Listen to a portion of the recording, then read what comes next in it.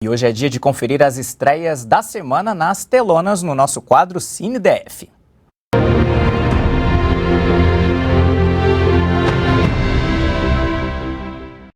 E a crítica de cinema, Ana Karina de Carvalho, está aqui comigo no estúdio para o nosso bate-papo sobre a sétima arte. Boa tarde, Ana, tudo bem? Boa tarde, Pedro. Boa tarde a todos. Vamos aos destaques. Toda semana com muitos filmes em cartaz, mostras.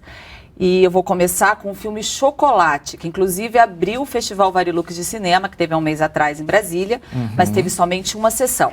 Então agora ele está em cartaz nas telonas e conta a história do cubano Rafael Padilha, que no século XIX é descoberto e se torna um grande comediante, um palhaço, nos palcos e no picadeiro na França. Então é uma história verídica que traz aí o grande ator Omar Sy, conhecido pelos Intocáveis, Samba, nesse papel de época e contando a trajetória do primeiro negro a subir num palco na ópera, nos grandes picadeiros de Paris, na França, no século XIX, onde a gente tinha muito preconceito. E não só preconceito, o interessante é que também é a primeira vez que o espectador vê um negro. Pois é, na própria história do filme, né? Isso não é um spoiler, né? Ele foi comprado, né? Ele era um escravo e foi para a França, né? Sim. Mas um grande agente, né? Um empresário, teve essa delicadeza ao tratá-lo, né? E aí conseguiu trazer e transpor essa dor da escravidão para os palcos. É maravilhoso o filme. Bacana. E o próximo destaque aí que você traz pra gente? Então, é um destaque do diretor brasiliense José Eduardo Belmonte, que chega aí com Entre Idas e Vindas. É um road movie, um filme de estrada com doses de comédia romântica. Então você vai ver 4 atrizes que eu adoro, grande Alice Braga, Ingrid Guimarães, Rosane Mulholland e a Carol Abras. Elas são operadoras de telemarketing e cansadas, são ótimas. E cansadas disso tudo, entram no trailer e vão para a estrada. Nisso encontram um menino e esse menino vai levá-las para um outro rumo e vai se formar também um par romântico aí. Fábio Assunção e Ingrid Guimarães, e aí você vê as outras meninas também com outros propósitos aí durante a viagem. É um filme muito bem feito, com uma outra temática. O José Eduardo trabalha muito com dramas pessoais, e nesse ele vai um pouquinho para o cinema comercial, mas ainda com doses do cinema independente americano, de filme de autor mesmo. Então eu gostei muito, eu recomendo esse novo filme do Zé. Pelo trailer parece que é um road movie mesmo, né? Um road movie, elas vão pra praia, e é muito bacana, e como elas interagem também. Se fosse um filme tipo Thelma e Louise, eu acho que teria uma pegada assim, feminista forte. Bacana demais. Então, filme brasileiro é bom a gente prestigiar sempre, né? E o outro que eu acho também interessantíssimo, que também a gente vai para uma história real, que é o Life, que é sobre a vida do James Dean. Aquele ator controverso que veste aquela jaqueta de couro do Juventude Transviada, que tem uma morte precoce. Embora o filme trate dele, ele vai tratar de um tema e de um acontecimento na vida do James Dean que está fora dos holofotes, e sim nos bastidores dos holofotes. Quando ele estava para estrear o Vidas Amargas, ele vai e faz uma imersão numa fazenda da família dele. James Dean é de uma família de latifundiários, com um amigo fotógrafo da revista Life. E esse fotógrafo vai registrar os maiores momentos de James Dean na reclusão, porque ele era muito fechado. Mas já era uma estrela, então, para atrair Não, atenção. ele se torna uma estrela com Vidas Amargas. Mas esse período foi que antecedeu a estreia do filme.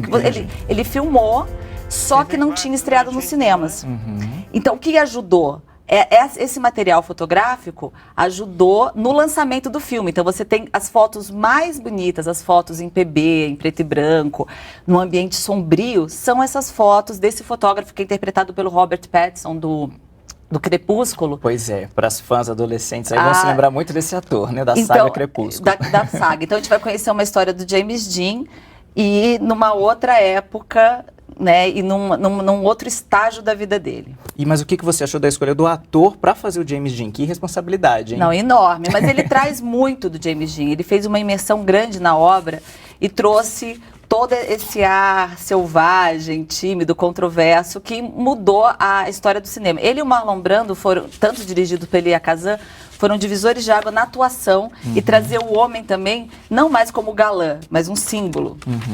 O ator que é o Danny Dehan. Danny Dehan, é isso. Aí, vamos prestigiar ele então, fazendo esse tão famoso ator norte-americano, né?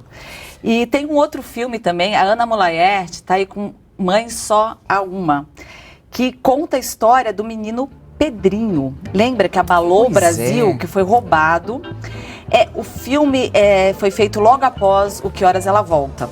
E a Ana trabalha aí de novo no ambiente de São Paulo e mexendo um pouco na sociedade brasileira, no Que Horas, com a questão da empregada doméstica, da transição dos dias de hoje, e dessa vez, essa história desse adolescente que descobre aos 17 anos, em meio a várias atribulações da vida, ele está descobrindo a sexualidade dele, ele pinta as unhas, ele sai para dançar, ele tem uma mãe que ele adora, que é super leve, e no começo já da trama vem um oficial de justiça e fala, olha, imagina 365 dias vezes 15 anos, 17 anos, 1000 horas, quantas rezas, a sua mãe verdadeira não é ela. E é interessante a gente ver contado no cinema essa história que foi tão conhecida, então, tão difundida, exatamente. Né? Só que o interessante do cinema é que você pode se basear num fato real, né, que já balança de cara, que você já vai lembrar dessa história do Pedrinho, mas de uma maneira cinematográfica, com uma câmera na mão,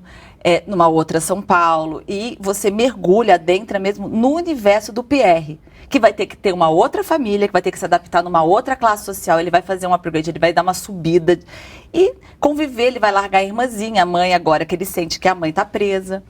Então é bom refletir, que essa história eu acho que vai durar uma vida inteira, a gente pensando sobre esse episódio, né, que sacudiu o Brasil aí. E outra mostra que eu quero indicar, sempre indico mostras de cinema, Cine Brasília de novo, que é uma mostra de clássicos franceses restaurados.